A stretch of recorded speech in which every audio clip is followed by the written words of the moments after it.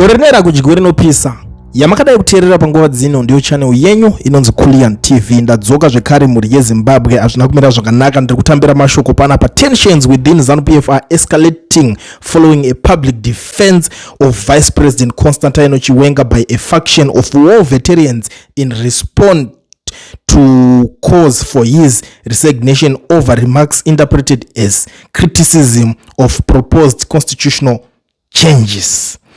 Kwaita war veterans vave kudziya musoro inoda kuti vonyazoigarira pasi. I hope aona zvaunga kuita. I hope was busy anditi tigari tangodzana nyaya dzinguva iripo.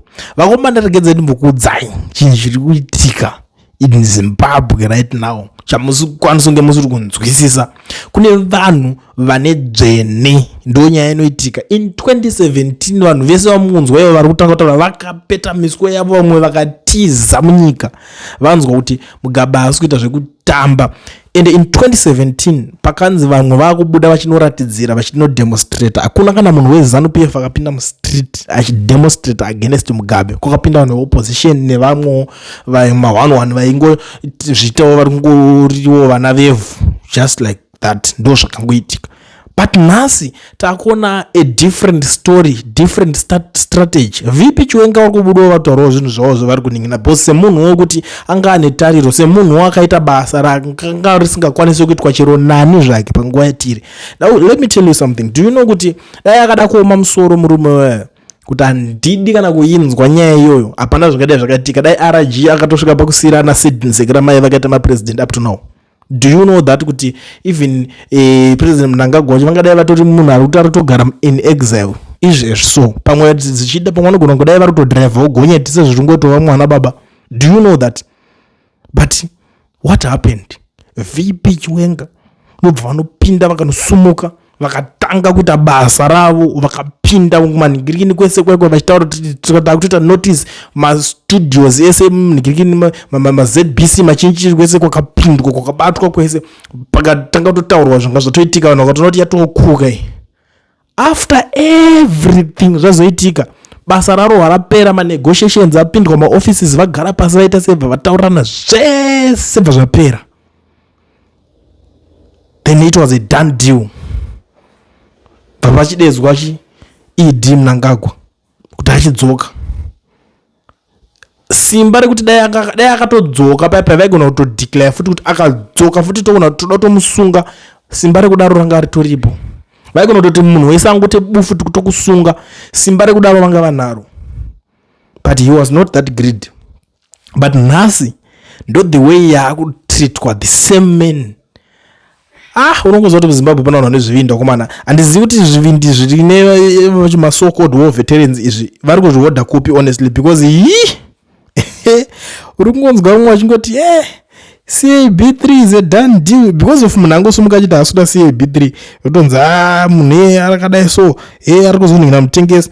Togona kuti kutsvaga vatype vamwe vanhu kunongedzera kuti vatengesi, but to be very honest with you guys, hapana patingambori munhu akaita saVP uyo akanzi aita mutengesi. Kana imi muri kunzi makati iye aita mutengesi, muri vatengwi makazotenga chii?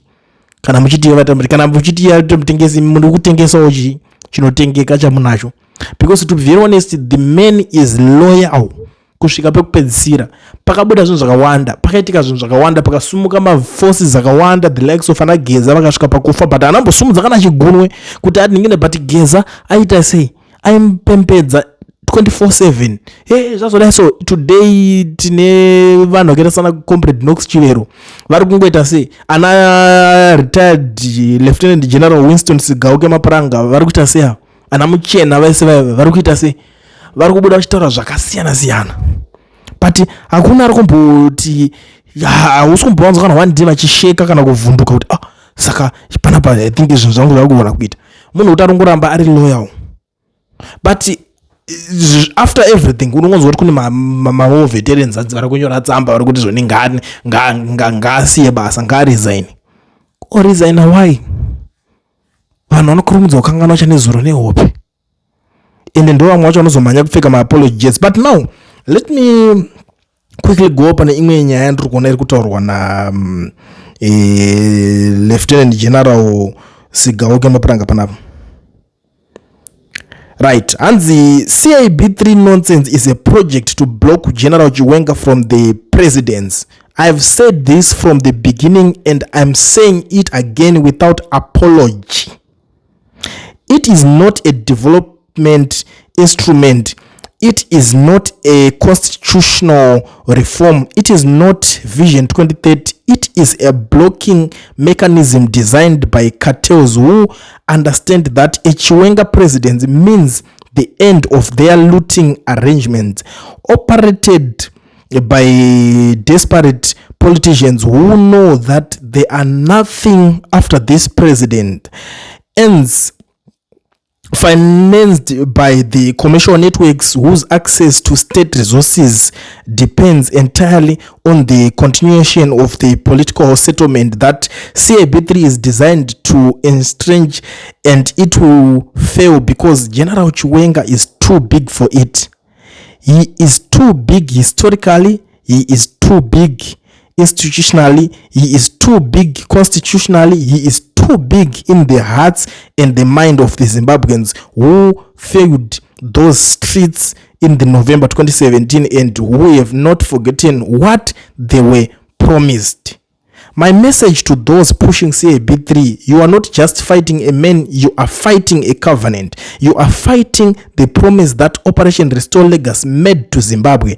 You are fighting the mandate that the people gave the Zimbabwe Defense Forces in the streets of Harare. You are fighting Section 212 of the Constitution. You are simultaneously claiming to respect you.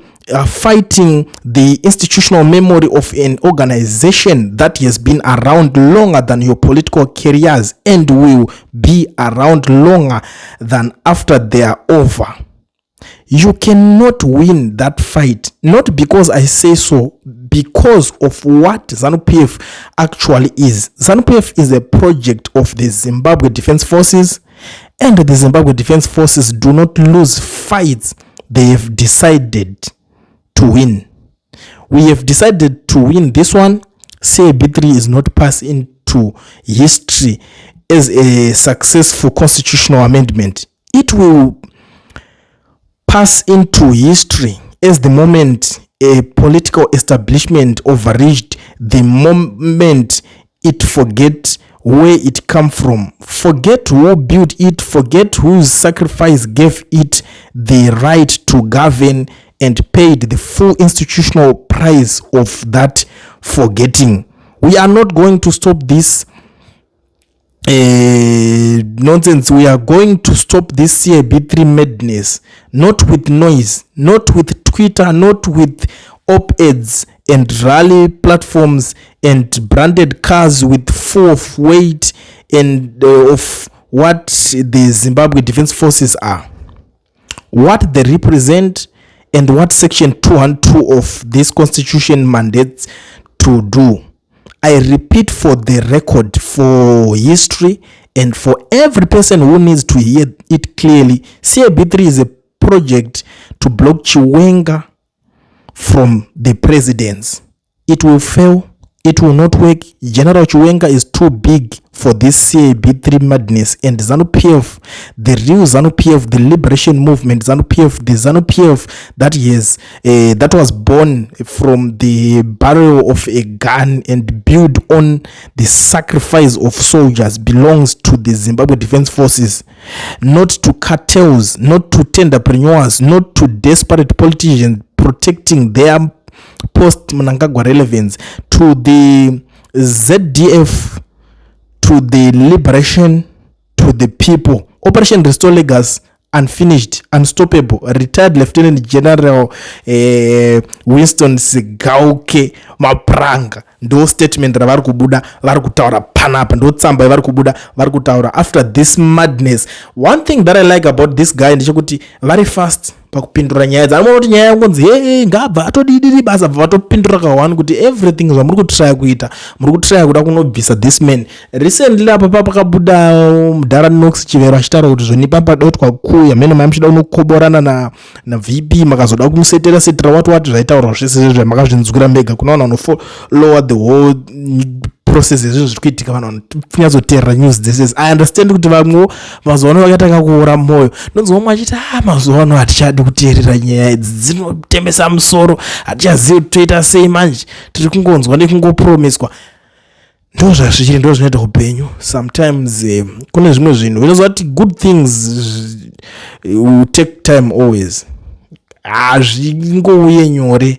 Haungomuke nhasi wakutonzi wakucelebrate, haungomuke nhasi ungonzi wakutoita zvinhu zvese zvako. Even these guys vari kurambirira pashuga pacho ipapo, vane kwavakabva nako, vakapfura nemoto, vakapfura paipisa. Vazhinji vanga vatori kumberi kwavo vakapafa ipapapa, vamwe vanga vari pakati, vanga vari padhuze, vanga vari mugodzi, vanga vari pai, vakapafa ipapapa.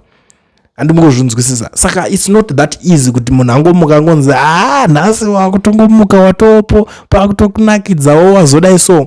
It's not going to be easy, and hazvina kumbobvira zvakaita easy from day one. Saka ndo mamiriro akaita zvinhu zvacho mhuri yeZimbabwe. Ndangoti ndingopfura nepanapa ndichinge tichita se ndichikutsanangurirai zvinhu zvimwe zvacho zvinenge zvichiitika nekutora nzvimbo. I understand kuti kazhinji kacho tiri vanhu kuti patience hatina.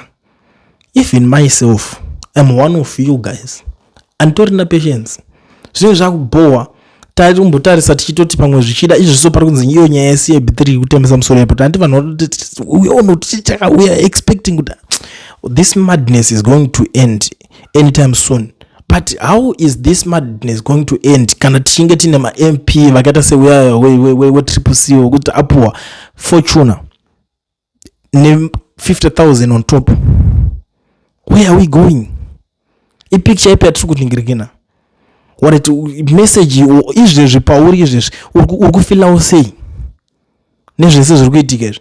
Ukaona wasvika pachikamu chekuti unopuwa watotora mota iyoyo zvikutorwadza navanhu vacho vatori kuZANU-PF vacho watotorwadziwa nechiitiko ichocho kuti this is nonsense man. Hatisati takamboona vanhu vakadai so, vanhu vane makaro vakadai so. Ndo inonzi gumbo mupagumbo panze iyo, ndo chipfambi chacho chatinota kuri kupolitics toti chipfambi chematongerwo enyika. Ende vazhinji vakaita chipfambi chine makaro akadaro ndo vamunozonzwa kunzi kwanga kuna nhingi kamugore rehondo kamaivaziva here, upi wacho akazofa, akafa sei? Ndo vanhu vacho vanenge vane makaro acho. Ani munonzwa kuti kune mamwe kana vamwe vanozvitema vanonzi macomrade vekuti havasi kuwanika kuti mabhodha avo ari pai. Ndo zvinhu zvinenge zvakaitika kuna vanhu vakaita sevavo. Saka musanyanyise henyu kunyanya kudzitsamwira nyaya dzacho. Ndo mamiriro zvinenge zvakaita mhuri yeZimbabwe. Thank you so much for watching. I know kuti ndazopedza nguva yakati rebei, handisingadi kunyanya kupedza nguva, ndandoda ngoti gagaga ndikukuzivisa zvinhu zviri kuitika nezvinhu zviri kutaurika. For now, ndiri kuti bye bye, have a good day.